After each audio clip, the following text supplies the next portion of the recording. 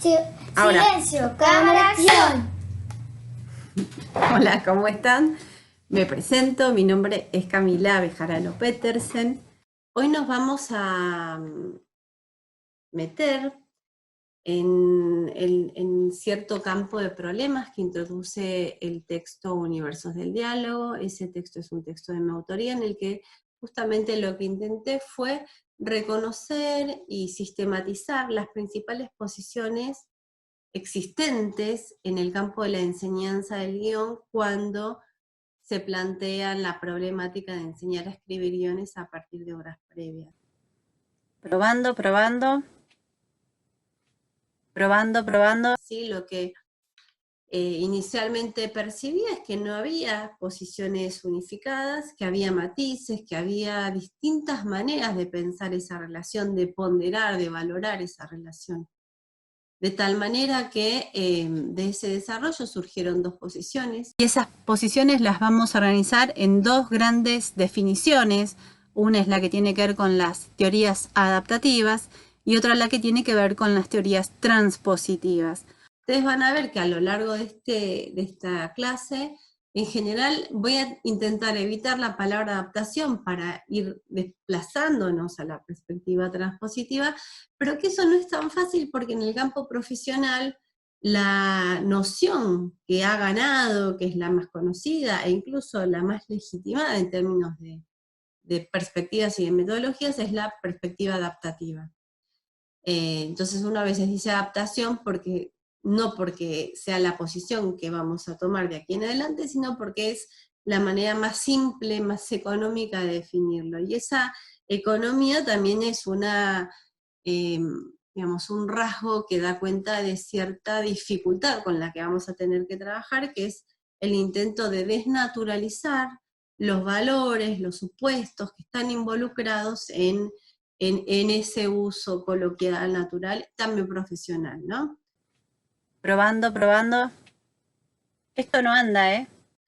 Lo que nos parece importante señalar es que esta diferencia entre adaptación y transposición, entonces, no es un capricho de la cátedra o un capricho resultado de una imaginería, sino que es el resultado del análisis de posiciones que ustedes también van a poder detectar en el campo de la teoría del guión, ¿sí? En autores como Siegel, en autores como McKee o como Comparato, o en autores como Benoit o como Sergio Wolf, o Robert Stamm, que van a ir planteando diferentes maneras de pensar esta relación entre textos. Desde ya que esta oposición no es plena, absoluta y tajante, pero en esta instancia nos va a servir para poder reconocer las principales características y cómo esas características impactan en la práctica y además impactan en la labor docente.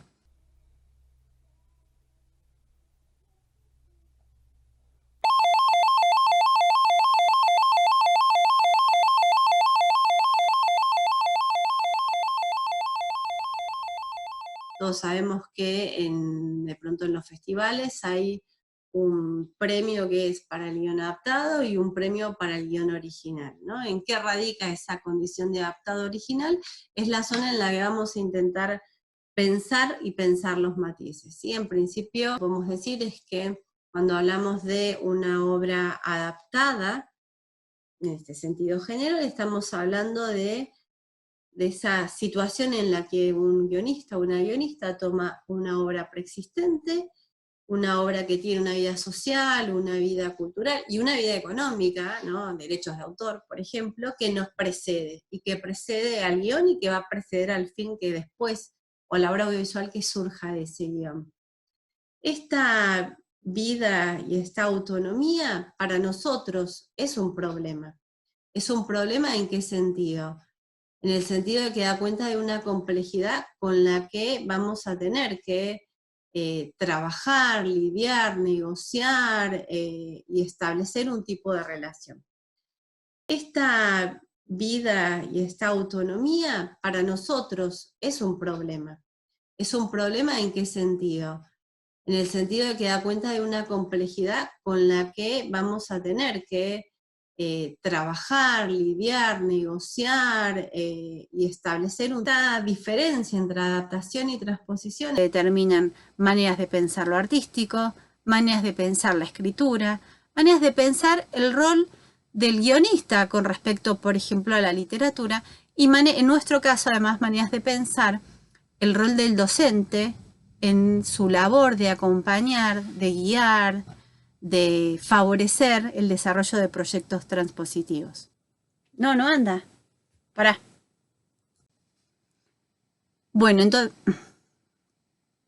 esta clase entonces tiene como objetivo principal introducir en la perspectiva que como cátedra nos estamos planteando al momento de pensar esta tarea que ustedes van a llevar adelante a lo largo del año. ¿Sí? Ustedes van a partir de un cuento para escribir un guión, pero para además no solo escribir un guión, sino generar un proyecto transpositivo. Una aclaración, cuando nosotros de acá en adelante digamos textos, estamos diciéndolo textos en el sentido semiótico, y por lo tanto estamos pensando en texto tanto a una película, como una foto, como un meme, como a un mensaje de WhatsApp o a un libro. Es decir, que no estamos pensando texto solo en relación a la palabra escrita, sino como un paquete significante.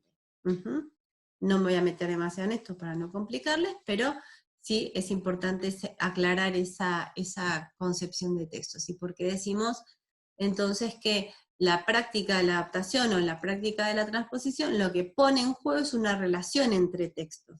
Y esa relación entre textos es una relación mediada por presupuestos, por valoraciones, por criterios, que involucran definiciones estéticas, ideológicas y también definiciones pedagógicas. Entonces es importante que ustedes sepan cuál es la posición de la cátedra en esta discusión que vamos a introducir.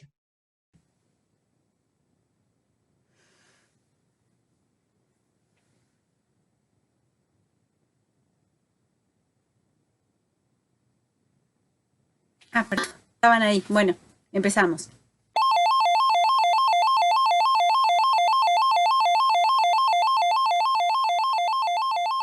Probando. Muy bien, lo que vamos a ver ahora es un palimpsesto.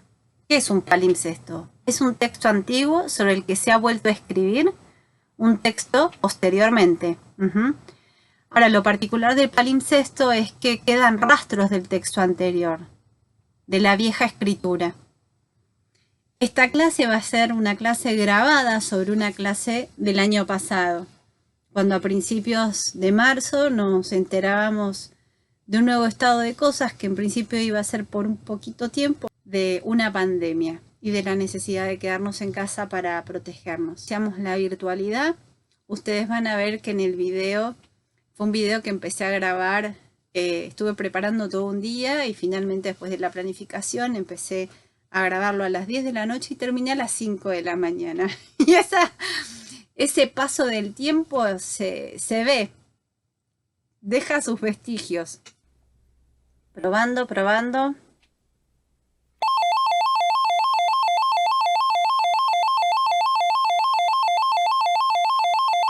Este palimpsesto pedagógico, ¿qué es eso? Es una clase, no es un documental, no es un programa de televisión. Va a tener una suerte de condición híbrida, ¿no? Porque tiene estructura de clase, pero le falta ese intercambio que se construye en el aula. Ese intercambio vamos a intentar que ocurra, es nuestro deseo, es nuestro propósito, en esos espacios sincrónicos que ustedes saben que vamos a tener cada 15 días. En esos momentos esperamos que ustedes tengan preguntas, tengan apreciaciones, tengan sugerencias, puedan establecer junto con nosotras y con nosotros discusiones en torno a este campo que nos va a entretener y a tramar y a tejer durante este año, que es el de la transposición audiovisual, es decir, la escritura de un guión a partir de una obra previa. Bueno, muy bien. Entonces, habiendo hecho esa introducción así muy general a lo que vamos a trabajar en esta clase, nos metemos de lleno a pensar esta diferencia, ¿no?, entre las perspectivas adaptativas y las perspectivas transpositivas. Vamos a ver algo que me parece importante como diferencia. La perspectiva adaptativa tiene mucho que ver con la práctica profesional y con la naturalización de presupuestos de la práctica profesional, en tanto que la perspectiva transpositiva trabaja sobre objetos empíricos, sobre experiencias de otras y otros autores, guionistas. Al mismo tiempo se conecta con una perspectiva de estudio teórico, académico, y eso nos parece interesante porque se vincula a dos diferencias que son importantes señalar, que es la diferencia entre una perspectiva fuertemente normativa, que va a caracterizar la perspectiva adaptativa, respecto de una perspectiva más bien descriptiva, y en todo caso una perspectiva que podemos conectar con la expansión de posibilidades de lo que como guionistas, nosotros como docentes, ustedes como estudiantes, podemos realizar al momento de tomar una obra preexistente. Como decíamos antes, va a impactar justamente en qué posición establezcamos sobre, por ejemplo, qué cosas ustedes van a poder hacer o no. Si nos parásemos en una perspectiva adaptativa, nuestra posición sería normativa y plantearíamos esto se puede y esto no. Si nos paramos desde una perspectiva transpositiva, lo que vamos a considerar es qué expansiones ustedes proponen y cómo es la consistencia o la coherencia entre eso que proponen y lo que finalmente ocurre en el guión. Van a elegir un cuento y en conjunto van a desarrollar a partir de ese cuento un guión audiovisual.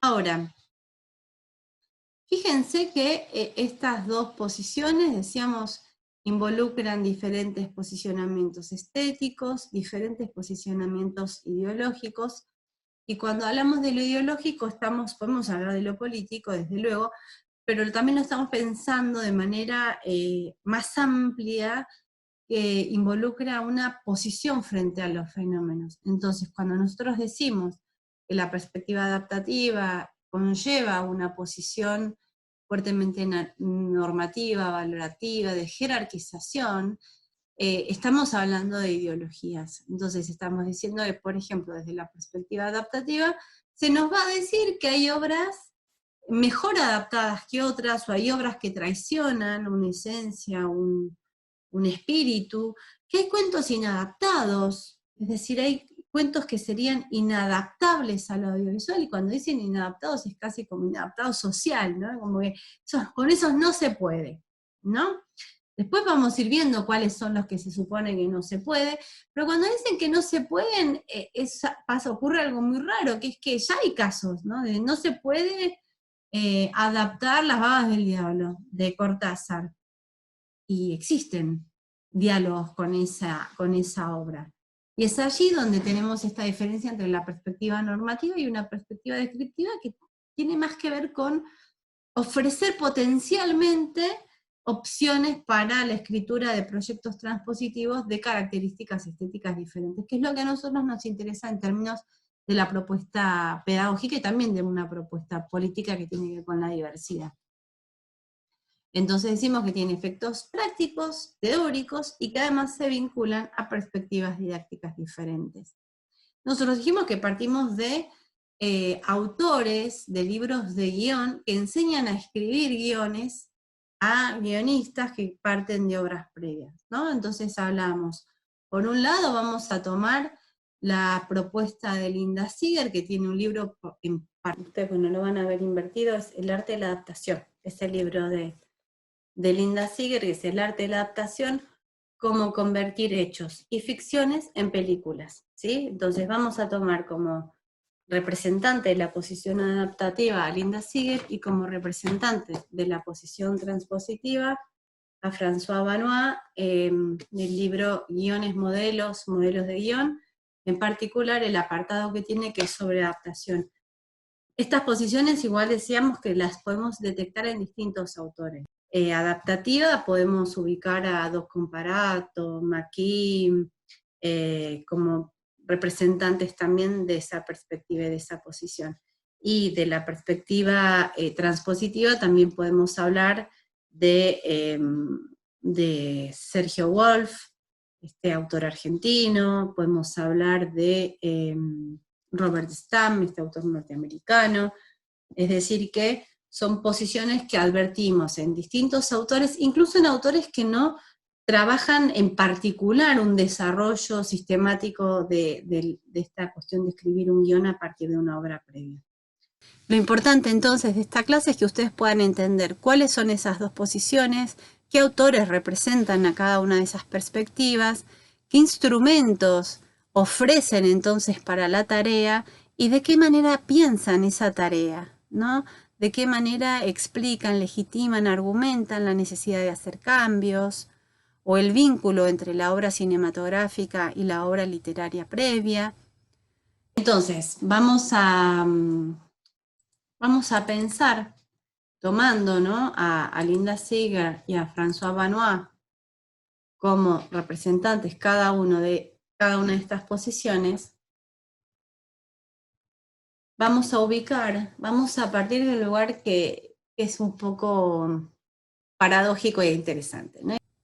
Y vamos a partir de una situación que es paradójica y es muy interesante, ¿no? Que hay una zona, por ejemplo, de coincidencias, y vamos a partir de una pregunta y de un planteo que es muy interesante porque es muy paradójico, ¿no? Porque estamos planteando que son dos posiciones diferentes, pero parten de una coincidencia.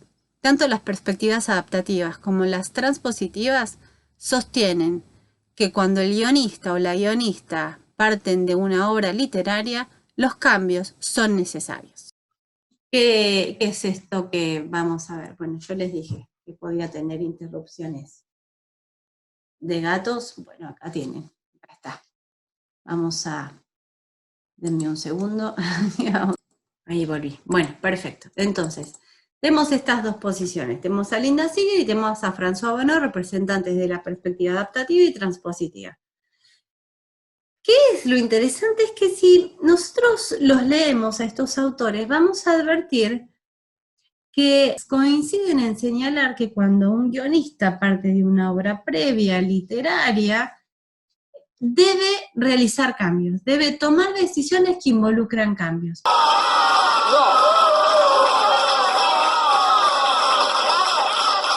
No la hagan creer, son falsas ilusiones, falsas expectativas que están creando. Fíjese, Capri, Capri, la morenita, triángulo, triángulo, al ultracón, nuevo Es decir, que en ese punto, pese a que nosotros sostenemos que plantean posiciones diferentes, en lo que refiere a la necesidad de establecer cambios, hay coincidencias, ¿sí? Ambos autores, Linda Seeger, François Benoist, afirman que no se puede realizar la escritura de un guión que parte de un cuento, de una novela, si antes no se desarrollan y se deciden cambios. La diferencia va a aparecer cuando intentemos detectar cómo consideran la necesidad de los cambios, en qué dimensión particular ponen el acento, y cómo lo justifican o a partir de qué exigencias explican o legitiman a esos cambios que se han realizado, ¿sí? Y es ahí donde decimos aparecen las diferencias. Vamos a tomar en particular una analogía que establece Linda Seeger cuando plantea que el trabajo del guionista que adapta es el trabajo semejante al que hacía Miguel Ángel cuando esculpía, ¿no? Y nos dice, Miguel Ángel tomaba la piedra de mármol y eliminaba lo accesorio, y nos decía que la obra ya estaba en la piedra. Entonces había una idea de cierta condición esencial, inmanente, que está en la piedra y que el artista, ¿no?, o el guionista lo que tiene que hacer es sacar lo accesorio. Entonces la pregunta del millón, la pregunta por el auto es, ¿qué es lo accesorio? Esa es la pregunta, ¿no? ¿Qué es lo accesorio? Pero además, no podemos hacer esta pregunta sin introducir algo que en el caso de Seeger queda como una posición universal, que es, ¿para quién es accesorio lo accesorio en todo caso? ¿Sí? Y voy a tomar ese mismo ejemplo que ella toma, que es voy a recuperar esta analogía con la labor artística de Miguel Ángel, ahí están ustedes viendo en pantalla a la obra del David de Miguel Ángel. Es una escultura en mármol, quienes la conocen en vivo plantean que es impresionante el nivel de detalle, por ejemplo, en la textura de la piel, en las venas, ¿no? Entonces vamos a ver que, en principio, lo que era accesorio para esta perspectiva del arte en relación al mármol, a la pieza de mármol no elaborada, es una perspectiva de artista renacentista, ¿no? Ubicamos a Miguel Ángel en el 1500, justamente con el Renacimiento, no solo surge una perspectiva del arte mimética, es decir, que tiene la exigencia de imitar la naturaleza, imitar la bella naturaleza, sino que podemos ir más lejos y decir que nace el arte como lo concebimos más o menos hoy, ¿no? Es decir, el arte asociado a la creación, el arte asociado a la figura del artista como individuo dotado de ciertos poderes trascendentes, nace incluso el mercado del arte, ¿no? Entonces fíjense que lo accesorio en relación a ese fenómeno informe que es el mármol, tiene que ver desde esta perspectiva, si nos detenemos específicamente en lo estético, en sacar lo que no es mimético. Es decir, Miguel Ángel va a retirar del mármol todo aquello que dificulta la configuración de un cuerpo mimético dotado de los atributos que el arte renacentista considera necesarios para que una escultura sea considerada obra de arte, ¿no? Entonces, habla de proporción, de equilibrio, digamos, del trabajo en relación al volumen, que tiene que ver con una mirada sobre el arte, ¿sí? Entonces lo accesorio es lo no mimético. Ahora, ¿qué pasa si nosotros nos paramos en otro paradigma artístico? Si nosotros saltamos en el tiempo, nos vamos más o menos a 1935, nos situamos con Hans Arp, que es un artista que podemos vincular al mundo Dada, al movimiento Dada, y luego también a la abstracción, y vemos esta otra pieza. Vemos una pieza que es una escultura, que acá tengo el nombre, denme un segundito que la voy a buscar, así se los puedo decir. Se los puedo decir. Ahí está. Concreción humana, concreción humana se llama esa obra. Es una escultura, ¿sí? No podemos decir que no es una escultura. Pero fíjense que entonces, si nosotros decíamos que para, a ver, denme un segundito que vuelvo a la modalidad de presentación, si nosotros decíamos que para Miguel Ángel lo accesorio es lo que imposibilita la mímesis, ¿qué sería lo accesorio para Hans Arp y esta obra, la concreción de lo humano? Lo que justamente introduce la mímesis, es decir, lo que para Arp sería lo accesorio es lo mimético, y lo esencial sería lo no mimético. Este ejemplo que tomo, y que lo tomo del mundo de la escultura, y que ustedes dirán qué bledo tiene que ver con lo audiovisual, nos permite, a partir de esa analogía que establece Linda Seeger, que es la autora con la que vamos a trabajar, ubicar la cuestión de los criterios, justamente, que se ponen en juego cuando nosotros decimos tal cambio está justificado o no está justificado, tiene sentido o no tiene sentido, es necesario o no es necesario. Es algo que hace la crítica, ¿no? Cuando ustedes leen la crítica de una película que partió de una obra previa, muchas veces al crítico le pasa eso. ¿Qué nos dice? Traiciona la obra fuente, es fiel, recupera. Y la pregunta es, ¿recupera de la obra fuente qué? ¿El espíritu cuál? ¿Esencia cuál? Si un texto es extremadamente complejo, ¿no? Sobre esto vamos a volver. pero sí me detengo en esta cuestión.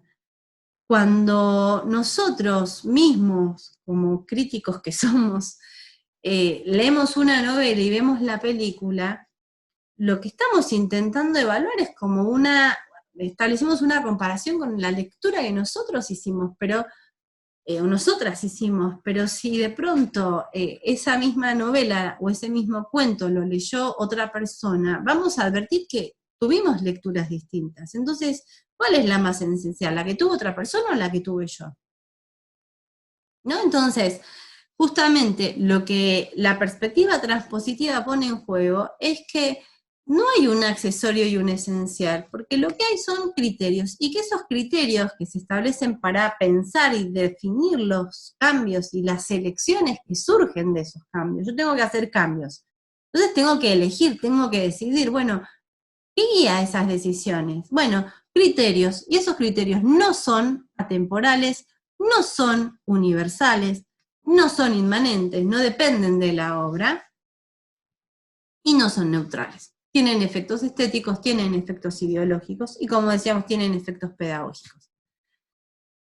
Por eso nosotros nos proponemos, cuando hacemos este paso paulatino que vamos a hacer a lo largo de este año de cursada, abandonar paulatinamente esta idea adaptativa y avanzar más bien en una perspectiva transpositiva, que involucra la idea de que nosotros, cuando trabajamos con una obra previa, lo que hacemos es construir una lectura, establecer una interpretación que dé lugar a un proceso apropiativo, particular, que no puede soslayar el hecho de que es mi proyecto adaptativo, es un proyecto transpositivo y no es el único posible, ¿sí? Esto tiene una consecuencia desde mi perspectiva que es fundamental, que es que habilita la diversidad de las lecturas. De lo contrario, la perspectiva adaptativa tiene un sustrato fuertemente autoritario, porque solo podría pensar que es correcta, que está bien hecha una adaptación, si coincide con mi lectura. Vean que en términos pedagógicos sería muy problemático. Ahora bien, vamos a tomar un ejemplo, y en este punto lo que les voy a proponer es que vamos a hacer un cambio de pantallas. Lo que les voy a proponer es que ustedes, en el espacio que tenemos en el aula virtual de la clase 1, van a ver que sobre el final tenemos una carpetita que tiene la bibliografía y tiene los ejemplos. Lo que les voy a proponer ahora entonces es que paren, bueno, yo también voy a parar, y que vean estos ejemplos, que lean el poema del cuervo y que vean en este otro documento que es un Word que tiene los links a distintas versiones más o menos audiovisuales del cuervo. Quisiera que lean el poema y que vean algunas de esas posiciones y nos volvemos a encontrar.